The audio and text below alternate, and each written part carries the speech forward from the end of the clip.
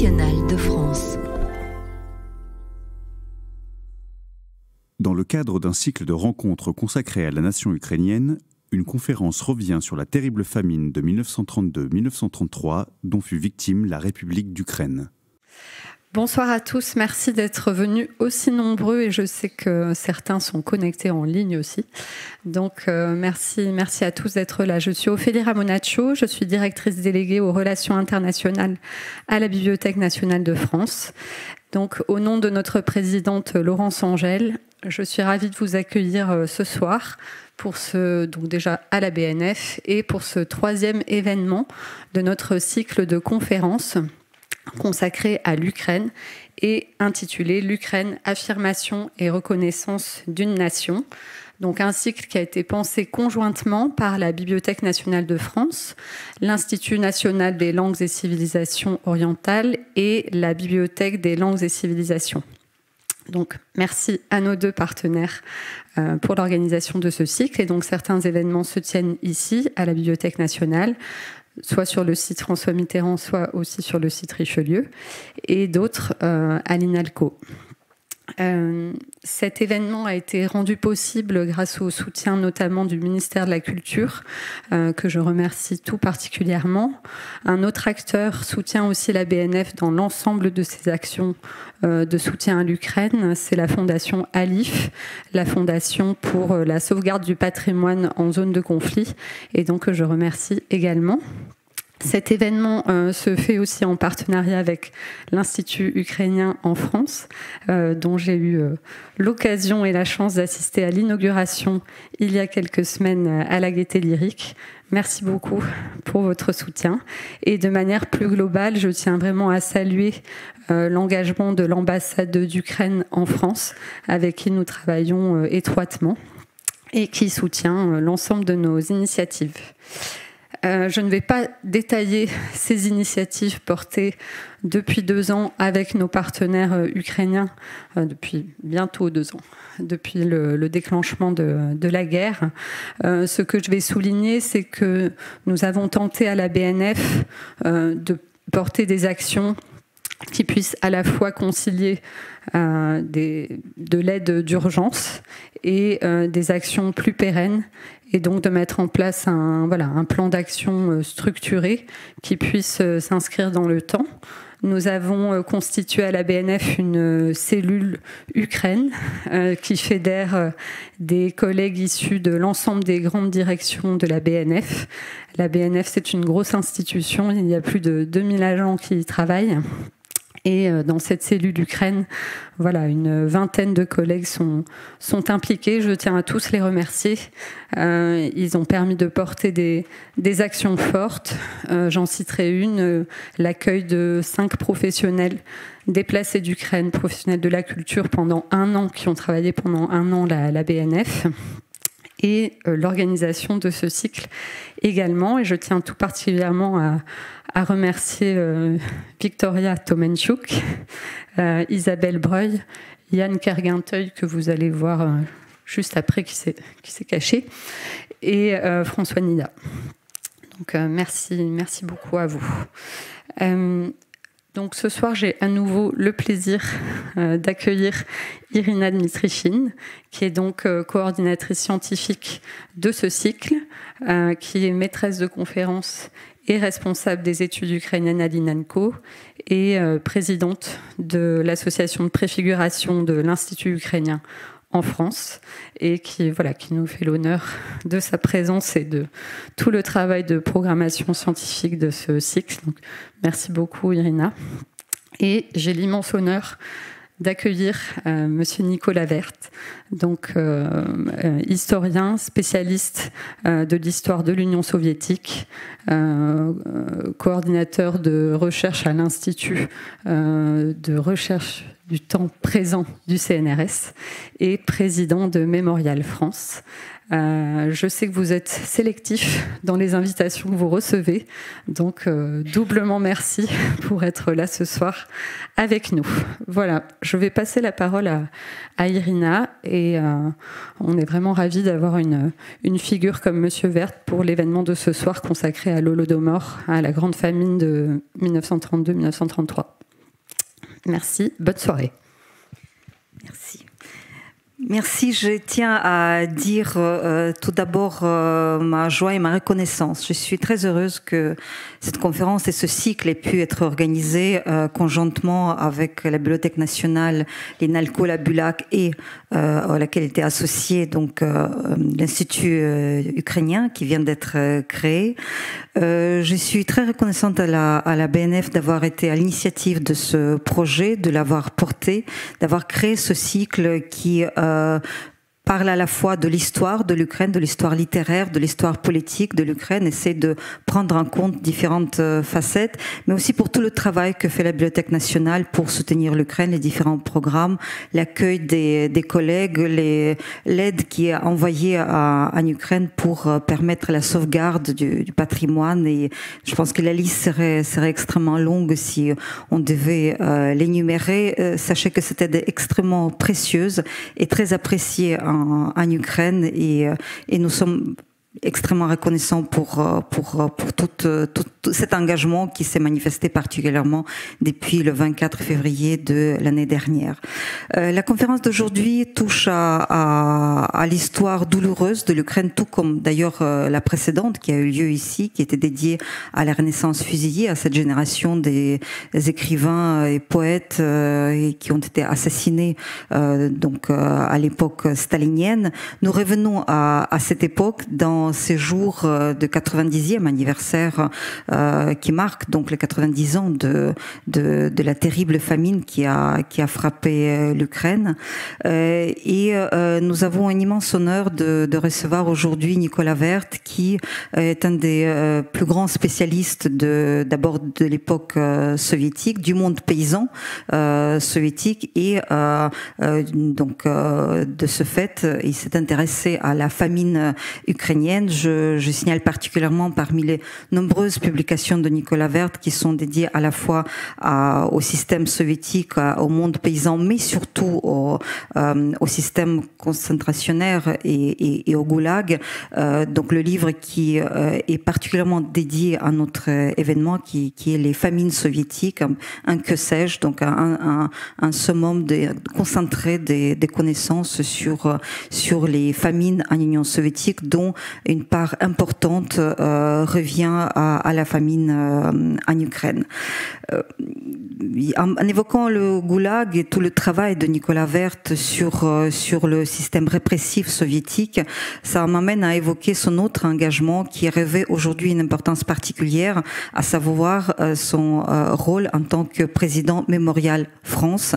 Donc cette organisation qui œuvre depuis de nombreuses années pour faire connaître la vérité sur le système soviétique, et qui aujourd'hui est amenée à travailler sur l'actualité et pour soutenir donc tous les émigrés, réfugiés politiques et tous ceux qui sont aujourd'hui persécutés par le système poutinien. Il y a 10 ans, nous avons organisé à l'INALCO une conférence sur la famine, et je regardais votre intervention, et vous avez regretté à l'époque que 80% vous avez constaté en tout cas que 80% des chercheurs qui travaillent sur l'Ukraine, sur la famine, sont soit ukrainiens, soit d'origine ukrainienne. Je dirais qu'en 10 ans, la situation a peu évolué. Ce qui a changé, c'est la perception. C'est le fait que ce discours est devenu audible. C'est grâce notamment à votre travail et au travail d'autres chercheurs que le Holodomor commence à entrer dans la conscience historique des peuples européens, et c'est grâce à ce travail patient, travail de l'ombre, travail d'archives et de vulgarisation ensuite, que donc la vérité perce et parvient à jour. Et ce qui a eu un véritable coup déclencheur, c'est la guerre qui a été lancée par Poutine. Vous avez vu que en espace de quelques mois, le Holodomor a été reconnu comme génocide par les deux chambres du Parlement français, l'Assemblée nationale et le Sénat, par le Parlement européen et toute une série d'autres pays, comme si, avec cette guerre, tout d'un coup, le processus génocidaire, l'intention génocidaire est devenue limpide. Tout est devenu clair et parfaitement logique, et ce qui a amené à revoir et à regarder de notre œil tout ce qui semblait peut-être pas tout à fait clair, un peu obscur ou pouvait être mis en doute. Le travail des chercheurs continue. Il est loin d'être terminé, justement parce qu'il nous manque une des pièces principales, ce sont les archives de Moscou. Ce sont les archives qui sont toujours fermées, dont l'ouverture a été de nouveau repoussée à un temps probablement inenvisageable de notre vivant, mais on ne sait jamais, tout peut arriver, et c'est pourquoi il est crucial d'écouter les historiens qui ont travaillé de longue date sur la famine, qui ont mûri leurs réflexions, qui ont travaillé sur vraiment la logique et les schémas et les moindres inclinaisons qui ont amené à ce que cette tragédie ait pu être organisée et pu avoir lieu. Donc je remercie infiniment Nicolas Werth aussi d'avoir accepté de nous éclairer et de s'inscrire dans ce cycle qui touche presque à sa fin. Il nous reste encore 2 conférences, une la semaine prochaine qui sera plutôt littéraire sur le site Richelieu de la Bibliothèque nationale, et on clôturera le 14 décembre avec une conférence à l'INALCO sur l'engagement de la société civile de Maïdan jusqu'à nos jours. Donc la conférence d'aujourd'hui est médiane, en fait, est presque au milieu, mais qui va éclairer en fait l'actualité d'une manière extrêmement importante et particulière. Merci beaucoup.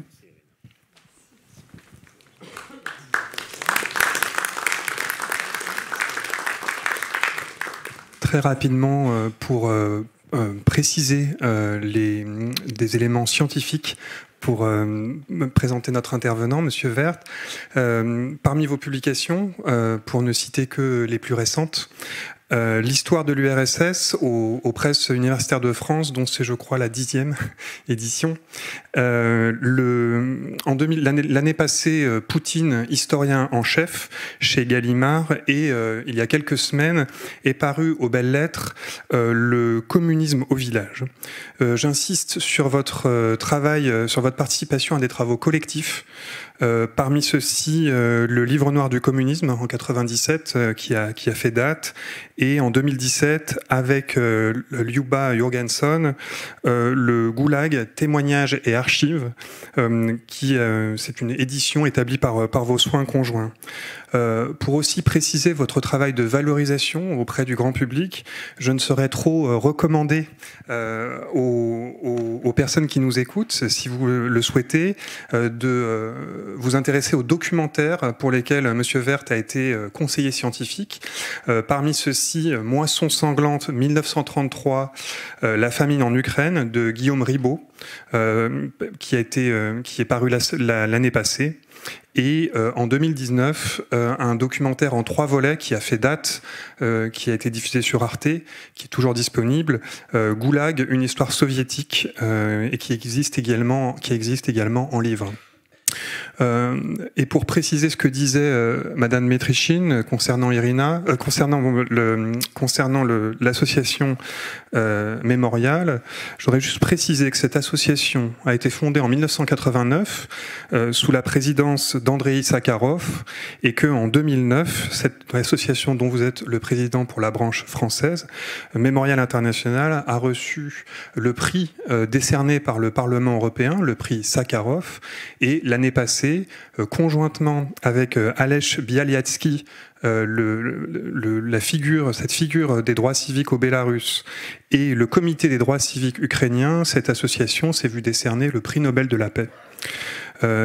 Pour citer le travail de pour reprendre les termes même utilisés par l'association, son but est de perpétuer la mémoire historique des victimes des répressions en URSS et la transmettre aux générations futures pour défendre les droits humains dans les régimes autoritaires.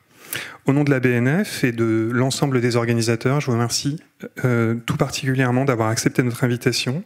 Cette conférence sera suivie d'une séance de questions et de dédicaces. Je vous souhaite donc une excellente soirée. Merci encore.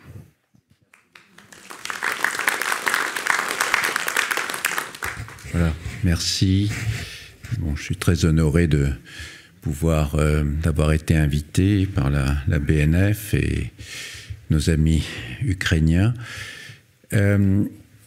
Donc, je vais vous parler aujourd'hui en à peu près une 50aine de minutes pour qu'on ait le temps justement d'échanger sur la grande famine en Ukraine, 1932-33.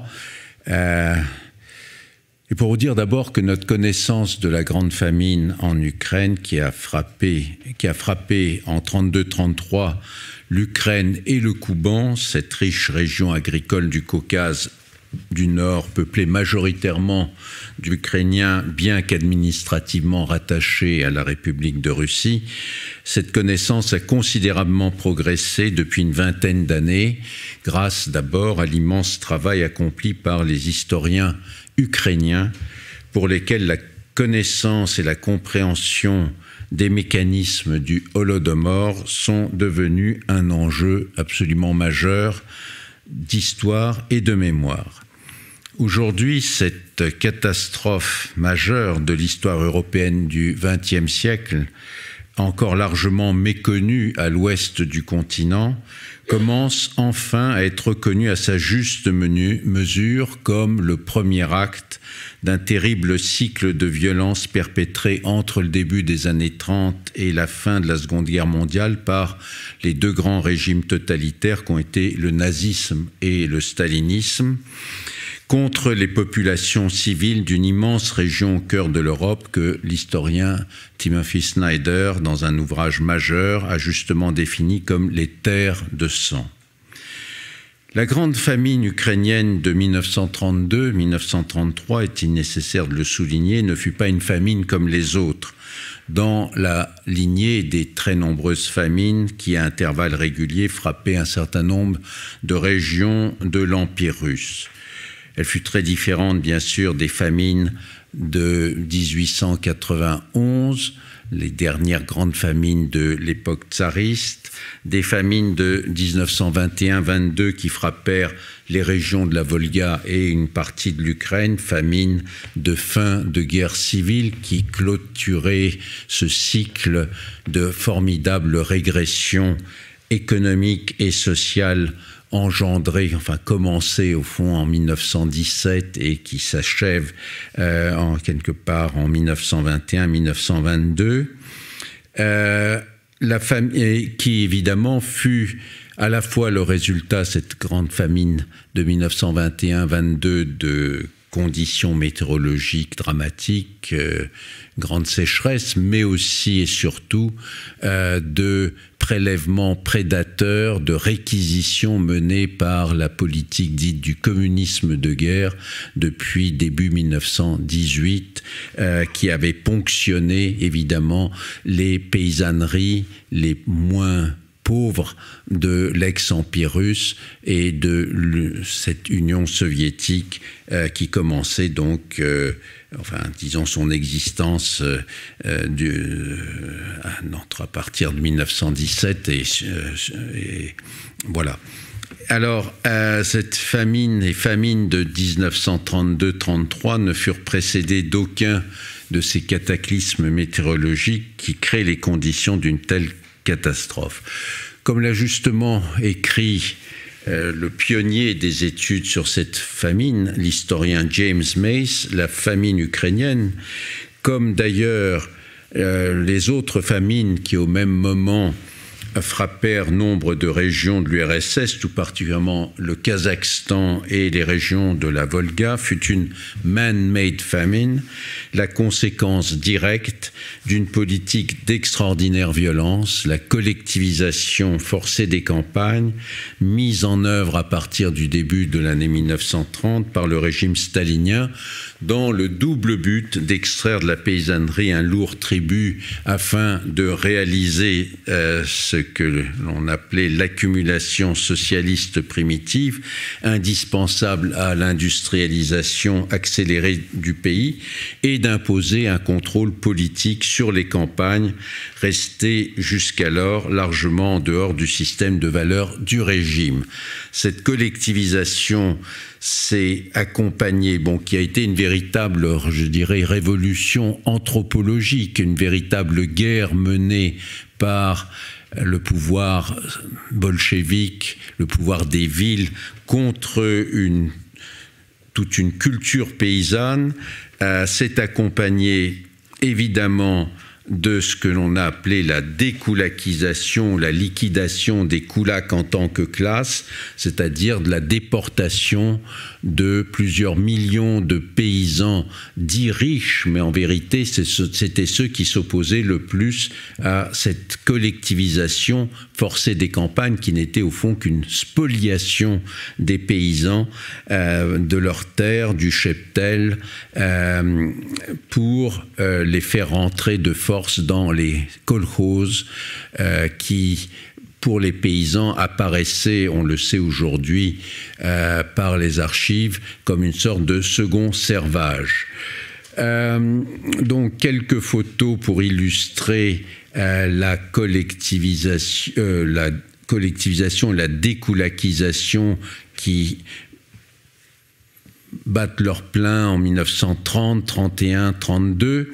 Ici, une modeste chata, une maison paysanne traditionnelle ukrainienne, qui est d'ailleurs très différente évidemment des isbas russes par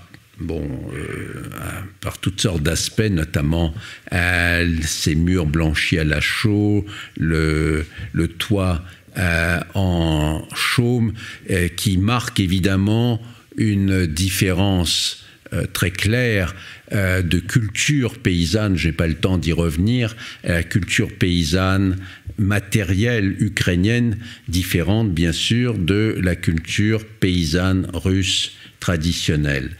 Des villageois gardant le grenier à grains, une des particularités évidemment de cette collectivisation, c'est que les autorités voulaient la collectivisation pour pouvoir ponctionner la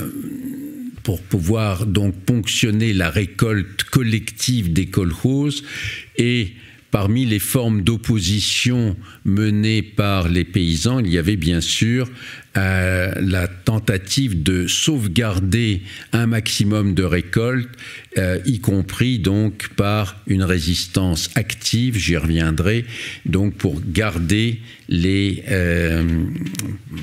pour essayer que les récoltes du kolkhoze ne soient pas toutes prises par les organismes de collecte d'État. Donetsk, cette partie orientale de l'Ukraine, recherche de grains cachés. Une des actions, j'y reviendrai plus longuement, pour essayer justement d'extraire les blés, les grains, les céréales produits par les paysans. C'était évidemment des réquisitions très fortes, avec la résistance des paysans qui consistait à essayer de cacher quelques grains pour ne pas mourir de faim. Conséquence directe, mais évidemment non programmée, on peut dire, d'une politique, la famine fut en Ukraine et au Kouban, et uniquement dans ces régions, je vous montrerai, intentionnellement aggravée, surtout à partir de l'automne 1932, par la volonté inébranlable de Staline et de son groupe de briser par l'arme de la faim la résistance particulièrement opiniâtre des paysans ukrainiens à la collectivisation et au prélèvement démesuré sur les récoltes. Il est important de rappeler ce fait capital. Près de la moitié des quelques 14 000 émeutes, manifestations de masse et même insurrections comptabilisées par la police politique en 1930 eurent lieu en Ukraine. Et au cours des 2 années suivantes, l'Ukraine resta la région la plus agitée du point de vue des émeutes et autres formes de résistance paysanne, ce qui s'explique par toutes sortes de raisons. D'abord, bien sûr, par le fait que les paysans ukrainiens qui, globalement, vivaient un peu mieux que les paysans russes avaient le plus à perdre de cette collectivisation, mais il est aussi important de voir que cette résistance n'était pas nouvelle, puisqu'au cours de la guerre civile, les paysans ukrainiens avaient été particulièrement actifs contre les réquisitions menées par ceux qu'ils appelaient les Moskalis, un terme péjoratif pour désigner ceux de Moscou. Aux yeux de Staline, promu par Lénine avant la révolution de 1917 comme le grand spécialiste bolchevique de la question nationale, la paysannerie ukrainienne constituait indubitablement la colonne vertébrale du nationalisme ukrainien, jugé au début des années 30, dans ce moment de grave crise économique et politique, comme la principale menace à l'édification du système stalinien et à la consolidation de l'Union soviétique comme nouvel empire des nations. Aussi n'est-il pas étonnant que le traitement de la famine ukrainienne par le groupe stalinien au pouvoir, du moins à partir de l'été-automne 1932, se distingue nettement de la manière dont le régime traita les autres famines, non seulement par sa dureté, mais par la volonté de briser par l'arme de la faim la résistance paysanne et nationale ukrainienne. Vis-à-vis des autres régions touchées par la famine, le groupe dirigeant stalinien manifesta plutôt une totale indifférence aux souffrances humaines. La famine n'y était, pour utiliser un terme contemporain et assurément anachronique, qu'une sorte de dommage collatéral de la modernisation, entre guillemets, introduite par la collectivisation, censée être un mode supérieur de production. Pour autant, ces autres famines n'en furent pas moins terriblement meurtrières. Dans le lointain Kazakhstan, la plus grande région d'élevage, une des plus grandes régions d'élevage de l'Union soviétique, dévastée par une double politique de collectivisation massive du cheptel qui s'effondra en quelques années, accusant une chute de 90% au Kazakhstan entre 1928 et 1932, et de sédentarisation forcée des nomades et éleveurs nomades et semi-nomades. Donc dans le Kazakhstan, plus d'un tiers de la population autochtone kazakh, environ 1,4 million de personnes sur 4 millions, disparues en 3 ans des suites de la famine et de terribles épidémies. Une mortalité, il faut le reconnaître, mais je n'ai pas le temps donc d'en parler ici, plus longuement, d'ailleurs plus élevée qu'en Ukraine, où on peut dire que la famine n'emporta que 13% de la population, soit 4 millions de personnes, un chiffre absolument énorme, sur 30 millions. Je reviendrai donc sur ce que peut signifier cette perte de environ 4 millions de paysans, essentiellement des paysans à 93-94%. Pour donner un tableau complet, puisque je vais me concentrer maintenant évidemment sur la famine ukrainienne, mais dont on ne peut comprendre le sens et la spécificité que par rapport aux autres famines qui ont lieu au même moment dans les autres régions de l'Union soviétique. La famine fit encore environ 1 million de morts dans les régions de la Volga et la région centrale des Terres Noires, les autres grands greniers à blé traditionnels de la Russie, là où il y avait le plus à prendre aux paysans. Il faut bien comprendre que ce sont donc les régions agricoles les plus riches qui ont le plus souffert, parce que c'était les régions qui pouvaient être le plus ponctionnées.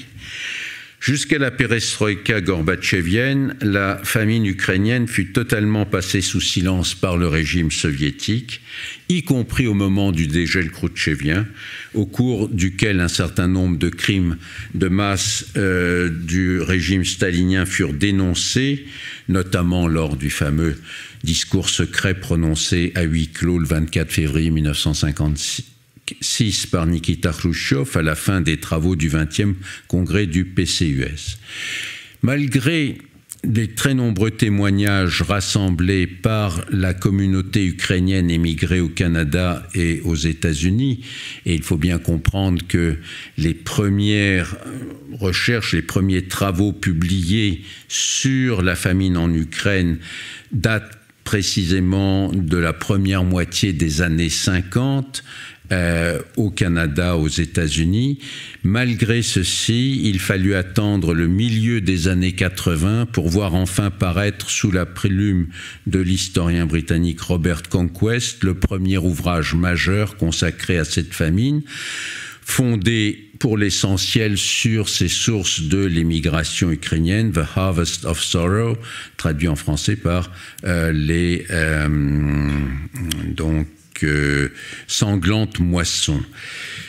En URSS, ce n'est qu'à partir de la perestroïka que la question de la famine de 1932-33 fut enfin abordée, globalement sans se focaliser spécifiquement sur la famine ukrainienne, par les journalistes, les politiques et enfin les historiens. Avec la disparition de l'Union soviétique et l'ouverture des archives soviétiques, l'accès à un certain nombre de sources longtemps fermées, comme les résolutions secrètes du Politburo et du comité central du Parti communiste d'Ukraine, la correspondance échangée entre Staline et ses plus proches collaborateurs, en particulier Molotov et Kaganovitch, la correspondance entre les responsables du parti, notamment au niveau des régions et des districts, les rapports de la police politique sur la situation dans les campagnes, ou encore les lettres des paysans affamés, interceptés par la censure postale pour éviter que la nouvelle de la famine ne se répandît à travers le pays, a permis aux historiens de mieux comprendre les causes de la famine, d'analyser les mécanismes politiques et économiques à l'œuvre, d'évaluer les responsabilités écrasantes des plus hauts dirigeants soviétiques dans la genèse puis l'aggravation intentionnelle de la famine en Ukraine et au Kouban, de rendre compte enfin des souffrances indicibles endurées par les populations affamées, privées de tout secours, soumises à un véritable blocus, un châtiment de la faim pour avoir résisté à l'imposition du système kolkhozien, vécu par un grand nombre de paysans comme un second servage. Les historiens ukrainiens ont fait un énorme travail à partir de la fin des années 80 de publication de témoignages, de très nombreux livres de publication de témoignages et évidemment des livres disons historiques, donc publication de documents et analyses qui font que la famine en Ukraine fait véritablement, enfin disons, c'est un nouveau pan d'une historiographie qui a été, qui est apparu à partir de l'indépendance de l'Ukraine. Je voulais d'abord maintenant, après cette trop longue introduction, parler au fond des mécanismes d'une famine meurtrière, ce que je pourrais appeler le prologue, c'est-à-dire la première moitié de 1932. En 1931, les organismes soviétiques de collecte d'État parvinrent au plan national à tirer d'une récolte très médiocre, 69 millions de tonnes au niveau national, récolte très médiocre à cause évidemment des bouleversements du mode de production induit par la collectivisation, un chiffre record de près de 23 millions de tonnes, c'est-à-dire un tiers des récoltes de céréales furent par exemple ponctionnées de manière autoritaire par les organismes de collecte, ce qui évidemment ne laissait déjà très peu à manger dans les campagnes. Sur ce chiffre, plus de 5 millions de tonnes furent exportées, donc les plus importantes exportations de céréales qu'a connu le régime soviétique jusqu'alors. En raison de très mauvaises récoltes au Kazakhstan et en Sibérie occidentale, l'Ukraine et le Caucase du Nord, les très riches plaines du Kouban, furent particulièrement mises à contribution. Ainsi, en 1931, l'Ukraine fut ponctionnée à hauteur de 42% de sa récolte globale, un prélèvement prédateur exceptionnel qui acheva de désorganiser le cycle productif déjà sévèrement perturbé par la collectivisation forcée et la dékoulakisation, c'est-à-dire la déportation, l'expropriation, la déportation des paysans les plus actifs et les plus entreprenants, opposés d'ailleurs, ce sont eux qui étaient un peu le fer de lance de l'opposition à la collectivisation. De très nombreuses kolkhozes durent céder pour remplir le plan de 1931 une partie des semences indispensables pour la future récolte, ce qui compromettait évidemment gravement l'avenir. Dès février-mars 1932, les rapports du département secret politique de l'OGPU envoyés aux principaux dirigeants soviétiques faisaient état de ce que les responsables locaux de la police politique appelaient des foyers isolés de difficultés alimentaires.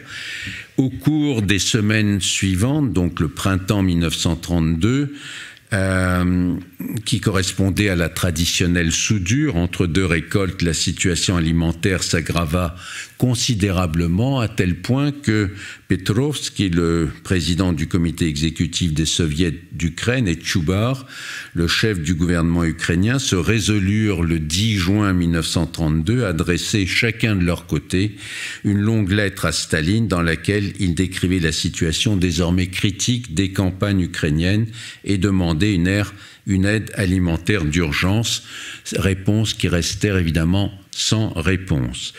La correspondance justement à la fois donc des plus hauts dirigeants soviétiques et aussi entre les dirigeants ukrainiens et le centre et Moscou ont été particulièrement mises à contribution et utilisées et ont donné un éclairage évidemment tout à fait fondamental par toute une série d'historiens ukrainiens, au premier rang desquels je voudrais citer Yuri Shapoval et Valéry Vassiliev.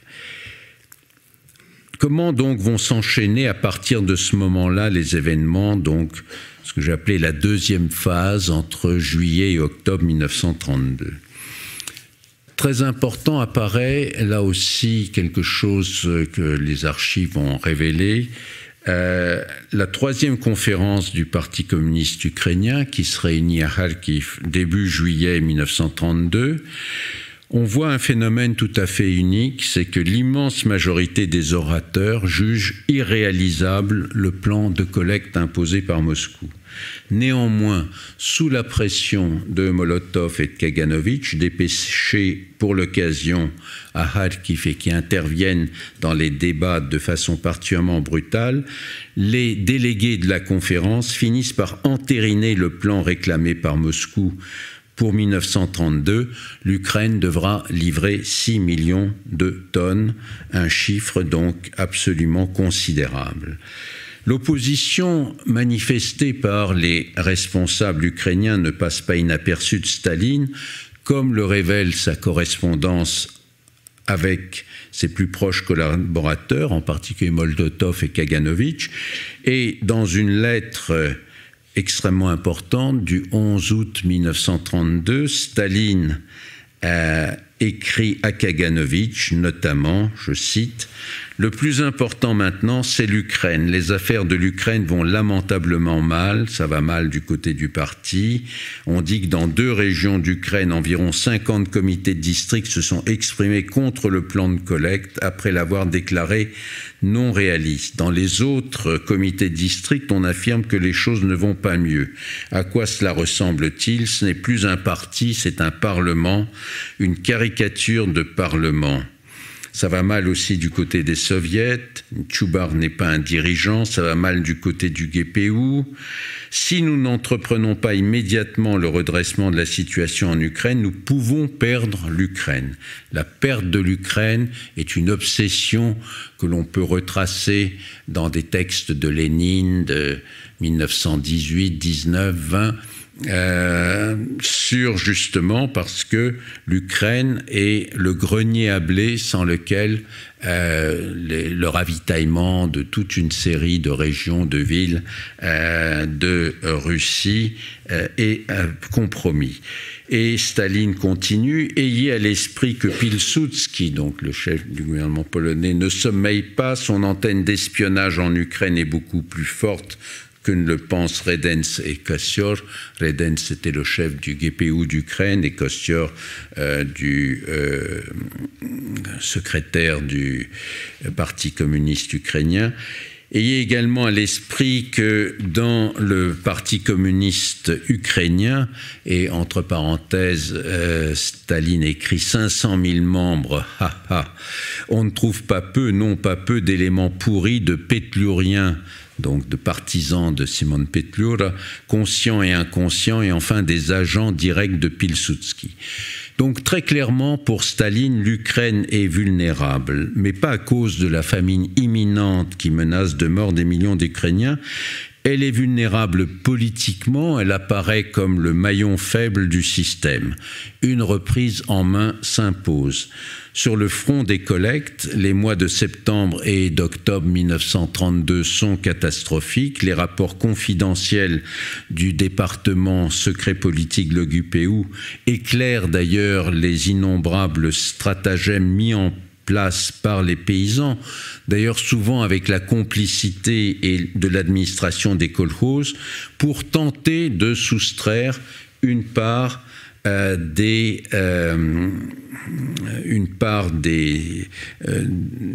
la récolte aux collectes d'État.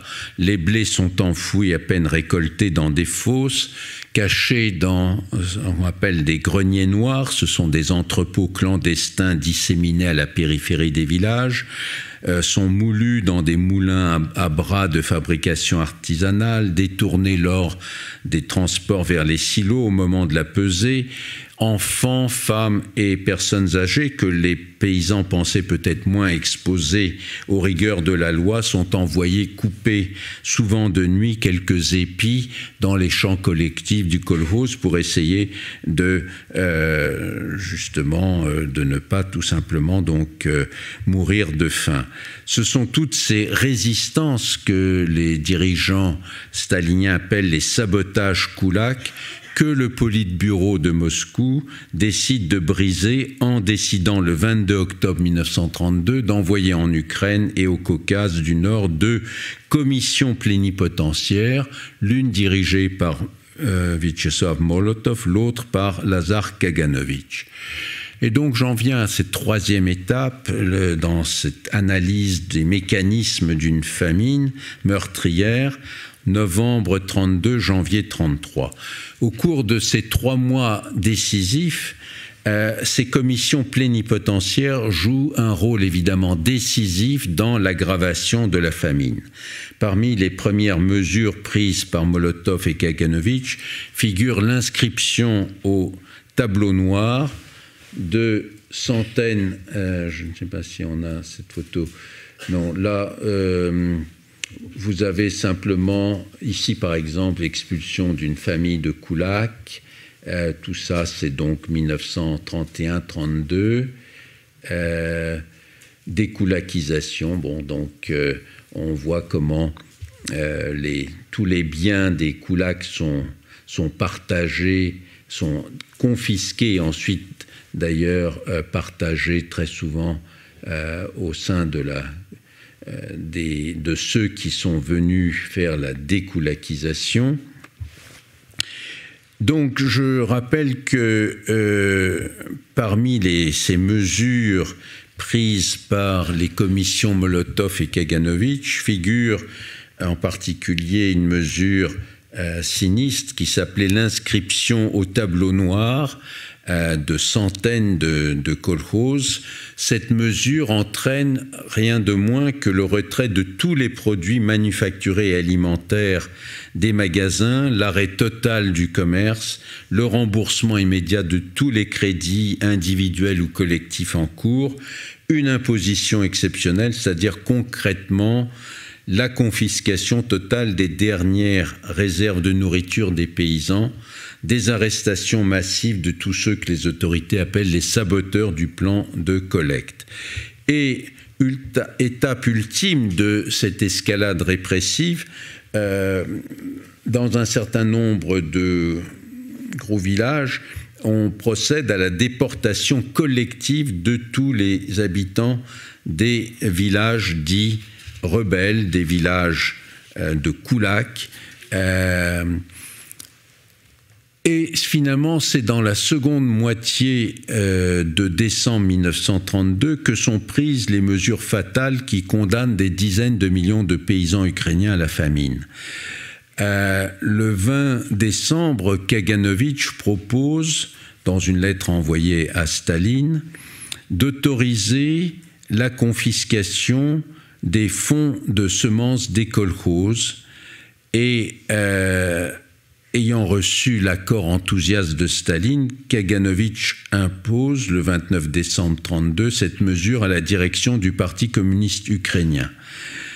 Celle-ci doit céder également sur un autre plan capital. Les kolkhozes qui n'ont pas rempli le plan de collecte sont tenus de rendre dans un délai de 5 jours ce que les autorités appellent les soi-disant fonds de semences, qui sont au fond les dernières réserves permettant d'assurer la prochaine récolte, même la plus minimale, ou d'apporter une ultime aide aux kolkhosiens affamés.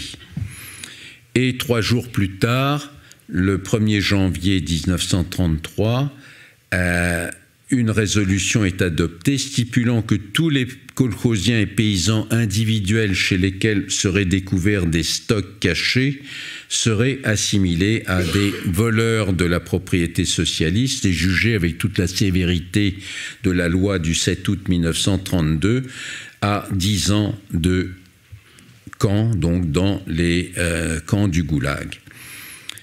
Parallèlement, et il faut bien comprendre cette articulation, les autorités se déchaînent contre ce qu'ils appellent le nationalisme ukrainien.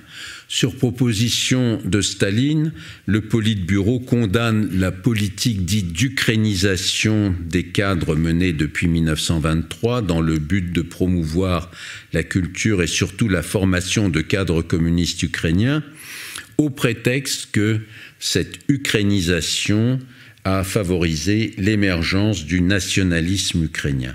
L'enseignement de la langue ukrainienne dans l'ensemble des régions ukrainophones hors de la RSS d'Ukraine, telles que le Kouban par exemple, est immédiatement stoppé.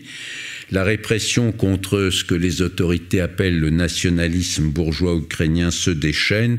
Entre fin 1932 et juillet 1933, sont ainsi plus de 150 000 membres de l'intelligentsia étiquetés nationalistes bourgeois ukrainiens, mais aussi instituteurs, finalement donc qui sont arrêtés par l'OGPU. Il est très important de comprendre justement cette articulation entre une répression contre les paysans et une répression contre les milieux intellectuels, culturels ukrainiens. Du 7 au 12 janvier 1933 se déroule à Moscou un important plénum du comité central, qui est une sorte de grande messe annuelle rassemblant les 4 dirigeants du parti. Staline y reconnaît que malgré une récolte globalement meilleure en 1932 que l'année précédente, la campagne de collecte a connu plus de difficultés. Celle-ci, selon lui, aurait pour origine le travail de sape mené par les éléments koulaks infiltrés dans les kolkhozes, la nonchalance criminelle des communistes ruraux, leur attitude non marxiste vis-à-vis de l'agriculture collective.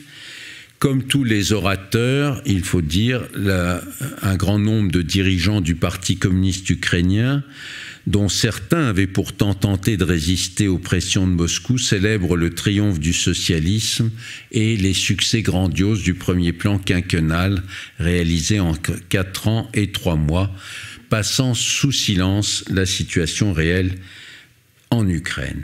Au moment même où se déroule ce plénum, l'exode des paysans des zones frappées par la famine s'amplifie.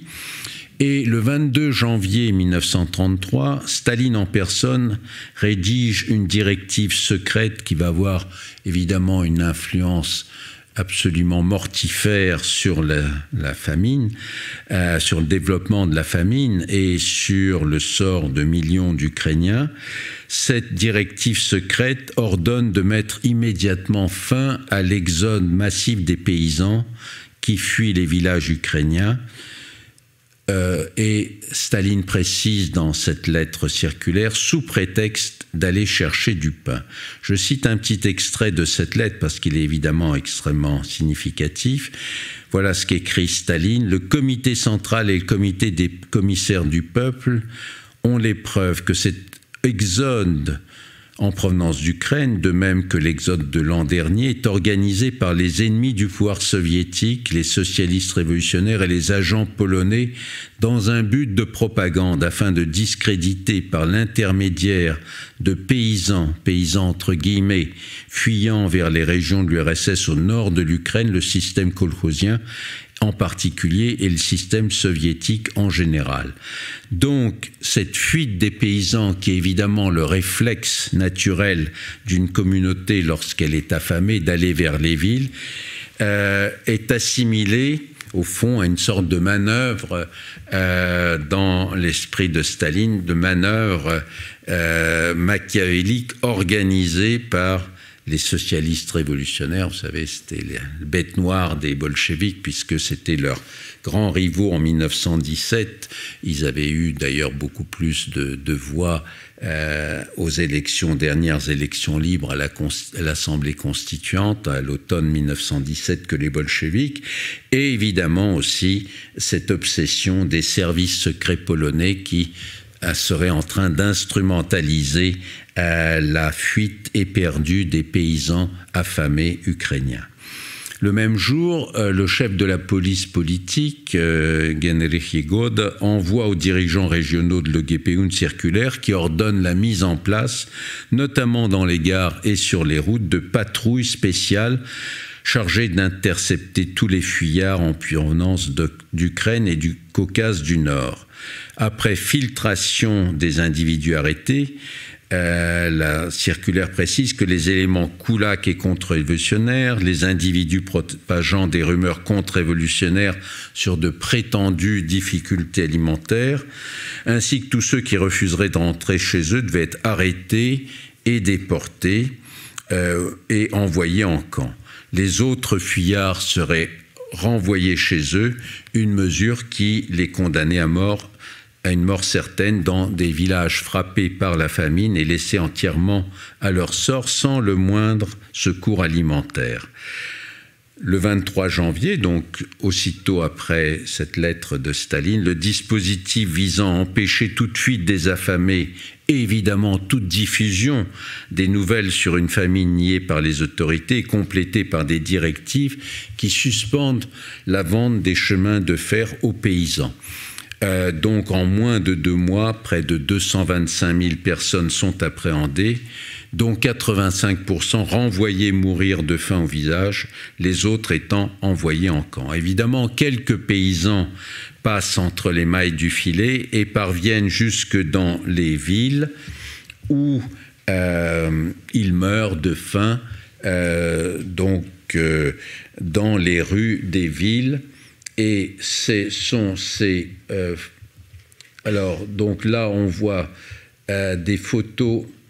Il faut bien comprendre que donc, cette famine absolument secrète n'a pas été évidemment documentée d'un point de vue visuel, à l'exception d'une vingtaine de photographies prises par un ingénieur chimiste autrichien en poste à Kharkiv qui a photographié, évidemment clandestinement, des paysans fuyant et surtout des paysans mourant en ville, et ce sont quasiment les seuls témoignages visuels que l'on a de cette famine.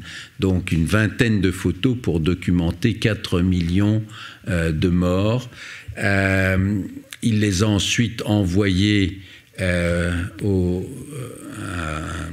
cardinal autrichien de Vienne qui a gardé les clichés qui n'ont été dévoilés que beaucoup plus tard, donc qui n'ont pas été publiés à l'époque. Et donc ce ingénieur s'appelait Alexandre Wienerberger. Ce sont donc les seules photos pour l'instant que l'on a trouvées. Enfin, c'est le principal corpus, pratiquement le seul. Il y a quelques photos qu'on a retrouvées dans les archives de l'OGPU, mais ça c'est autre chose, enfin de toute façon qui n'était pas publié. Donc pour montrer au fond la rareté de ces photos, ici on voit une foule assemblée devant un magasin qu'on appelle le Torxin. C'était donc au départ des magasins qui prenaient de l'or, des devises étrangères, donc qui vendaient uniquement en circuit, je veux dire, hors du circuit habituel, évidemment en roubles, et de manière significative, tout un réseau de ces magasins a ouvert donc en Ukraine au moment de la famine pour évidemment essayer de récupérer les quelques richesses qu'avaient les paysans, s'ils avaient des alliances en or ou des objets un peu précieux. Et donc ceci va participer évidemment à la spoliation, si on peut dire, des paysans, puisque ces autorités, des Torxines, vont racheter à vil prix ces dernières réserves,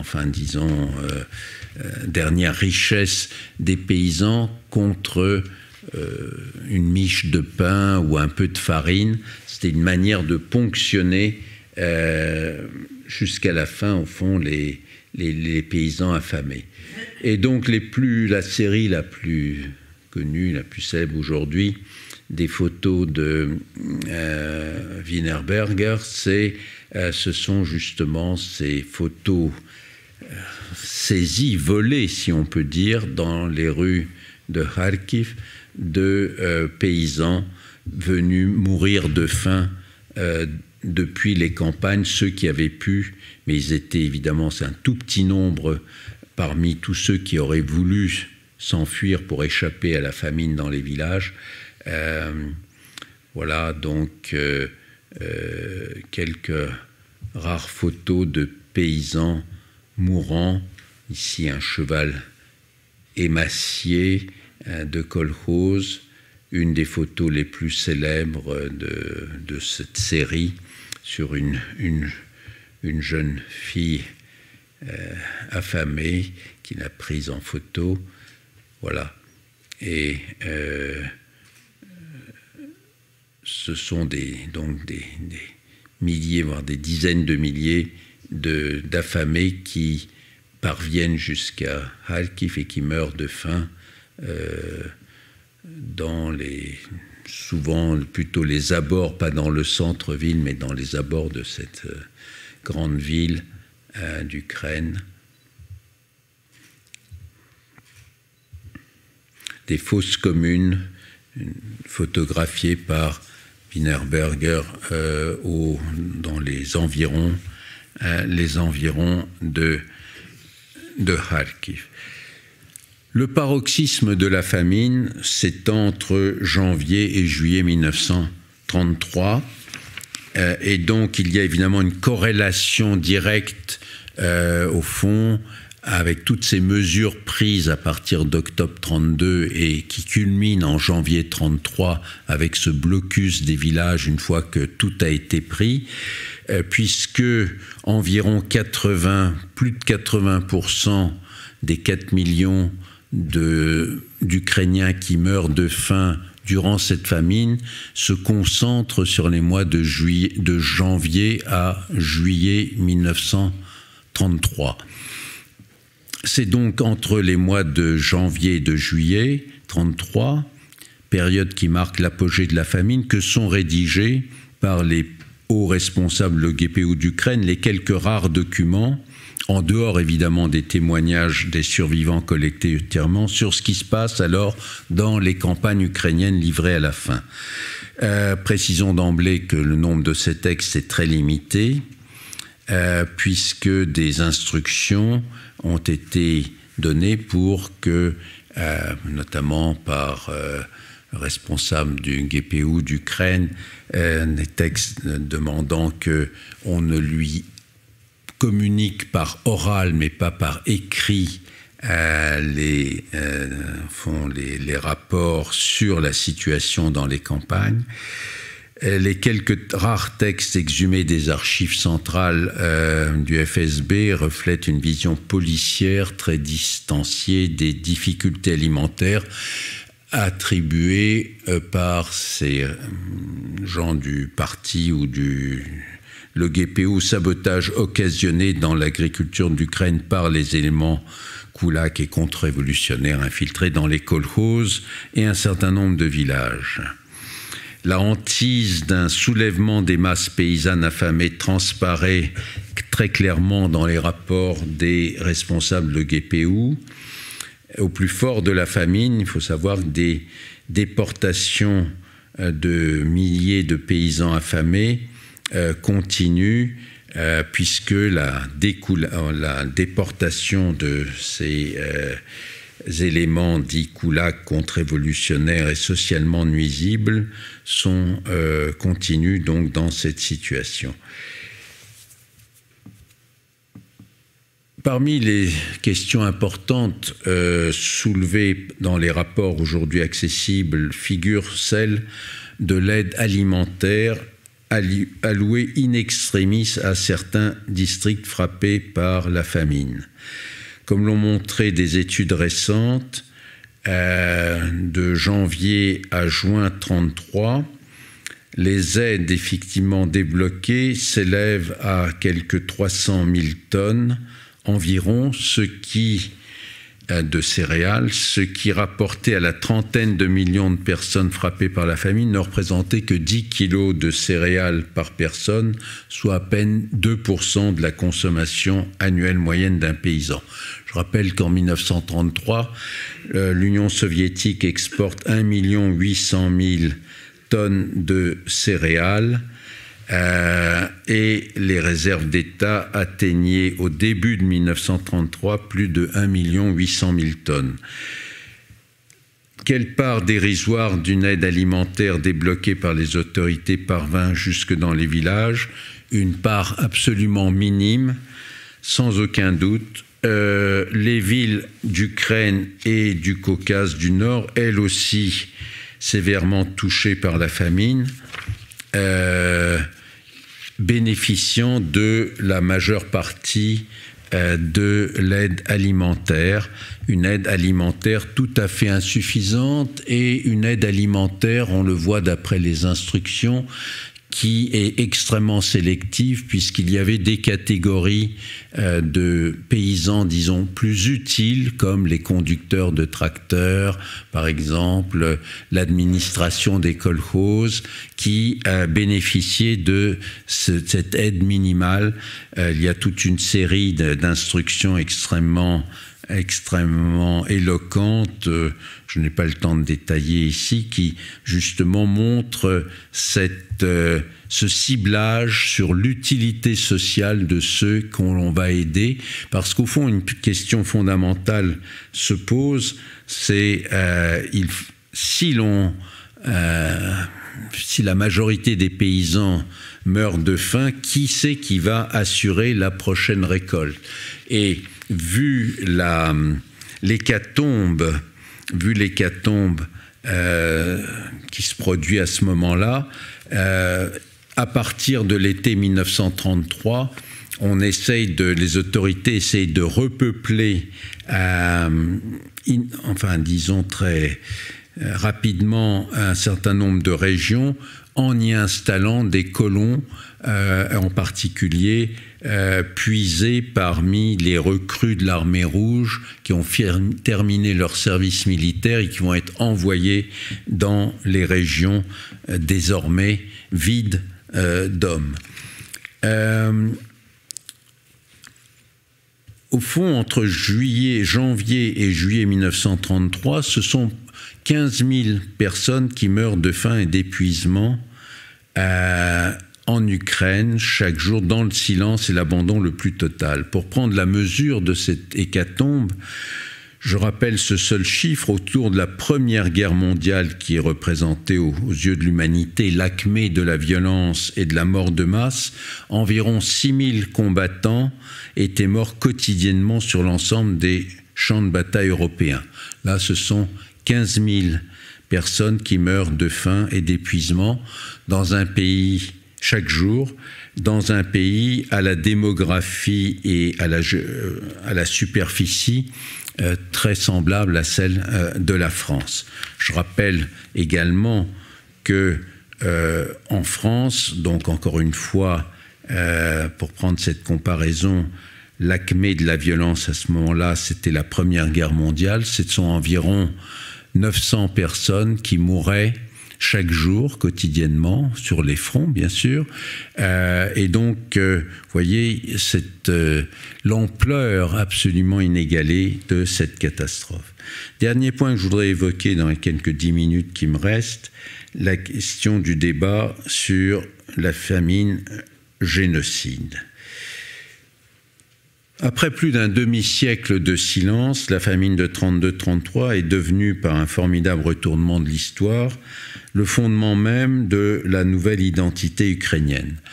La période post-communiste dans l'Ukraine indépendante s'est ouverte en effet sur une remise en question radicale des valeurs du régime communiste, de la mémoire historique institutionnalisée par le pouvoir soviétique 70 ans durant.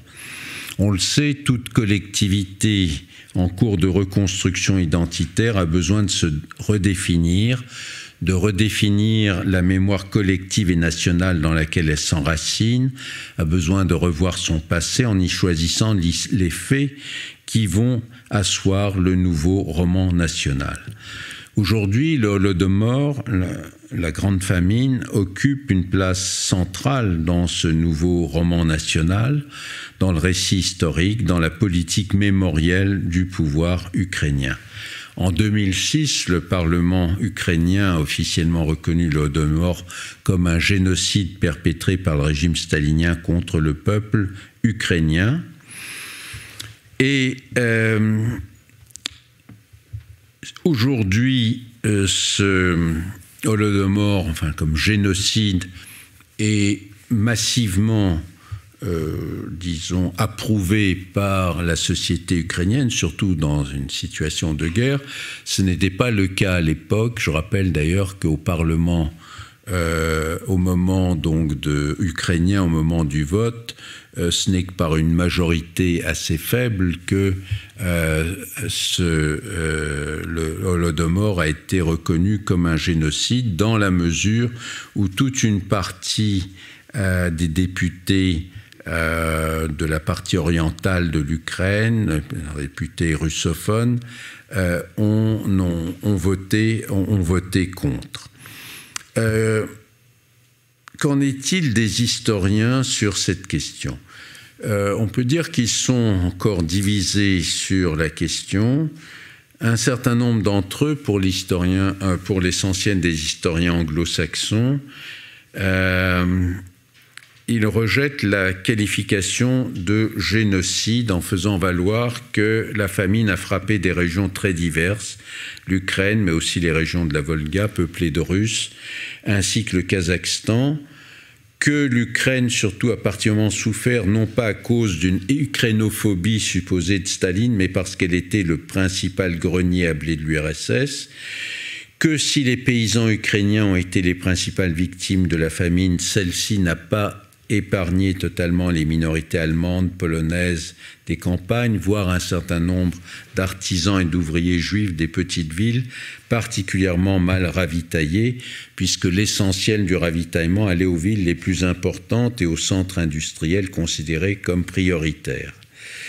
Tout en reconnaissant la nature criminelle de la politique stalinienne, ces historiens estiment nécessaire d'étudier l'ensemble des famines du début des années 30 comme un phénomène complexe dans lequel plusieurs facteurs, de la situation géopolitique aux impératifs d'industrialisation et de modernisation accélérée, ont joué un rôle important à côté des intentions impériales de Staline. Pour ces historiens, la qualification de génocide ne s'impose pas pour qualifier la famine ukrainienne de 32-33.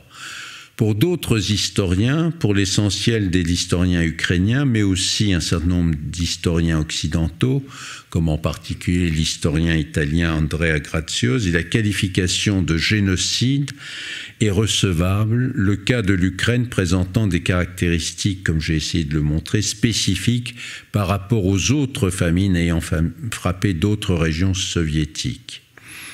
Les disettes et les famines qui surviennent en URSS à partir de 1931, et notamment la terrible famine kazakh, apparaissent comme des conséquences directes, mais non prévues, non intentionnelles des politiques d'inspiration idéologique mises en œuvre depuis la fin de l'année 1929, la collectivisation forcée, la découlakisation, l'imposition brutale du système kolchosien, les prélèvements démesurés sur les récoltes et le cheptel, la sédentarisation forcée des éleveurs nomades au Kazakhstan.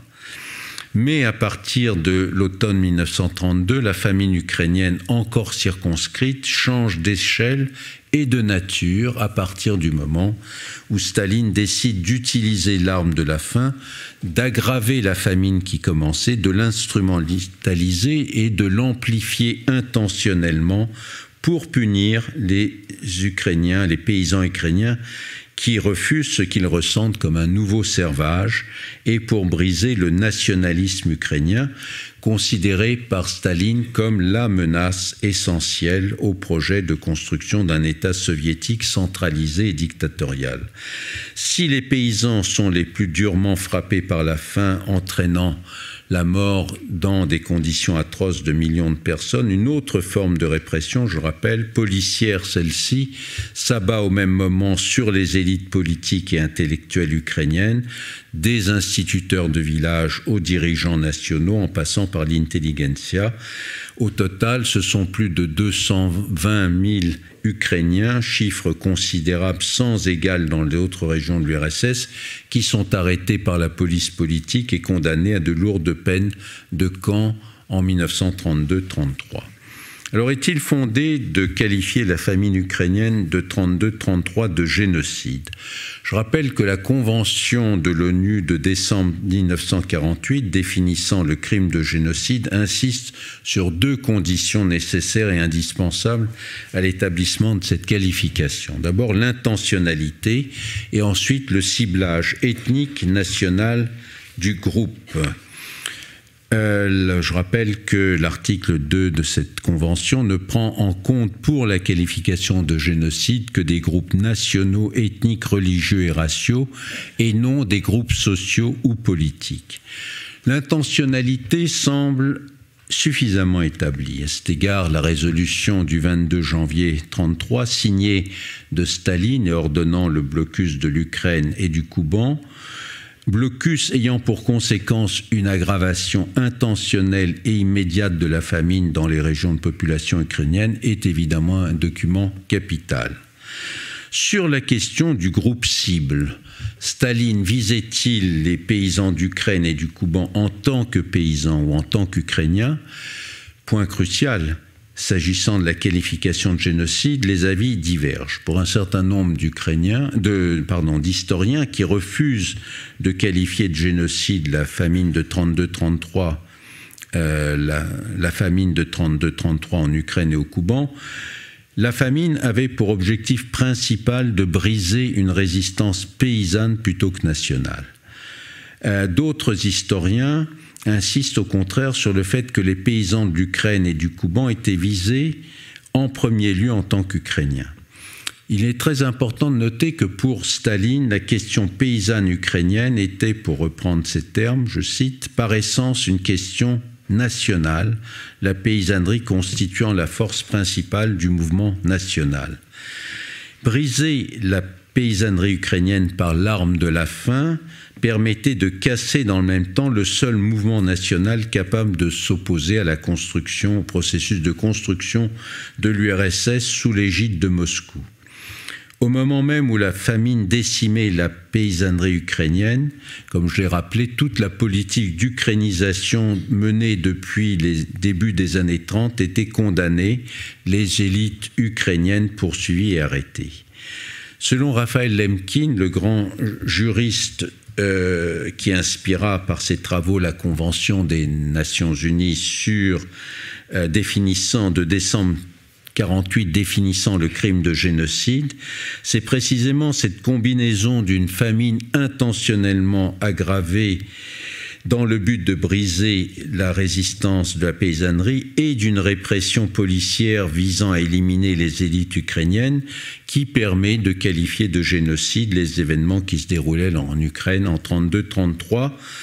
Et je renvoie à son texte devenu iconique en Ukraine, à son texte d'une conférence donnée en septembre 1953, à New York, qui a pour titre « Génocide soviétique en Ukraine » et qui a été découverte par l'historien Roman Serbin, ukrainien, il y a une dizaine d'années. Et le titre même ce titre de cette conférence de Raphaël Lemkin, « Génocide soviétique en Ukraine », le dit très clairement. Il n'en reste pas moins que le Holodomor a été très différent de l'Holocauste. Il n'avait pas pour but l'extermination de la nation ukrainienne tout entière, dans sa totalité. Je rappelle qu'environ 13% de la population ukrainienne et 16 à 17%, un paysan sur 6, mourut de faim durant la famine. Le Holodomor ne reposa pas sur le meurtre direct des victimes, il fut motivé et élaboré sur la base d'une rationalité politique et non pas sur des fondements raciaux ou ethniques, mais néanmoins, par le nombre de ses victimes, le Holodomor, analysé avec ses spécificités et replacé dans son contexte historique, est le seul événement du XXe siècle européen qui puisse être comparé aux deux autres génocides de ce continent européen du XXe siècle, le génocide arménien et l'Holocauste, donc le génocide des Juifs d'Europe. Je vous remercie pour votre attention.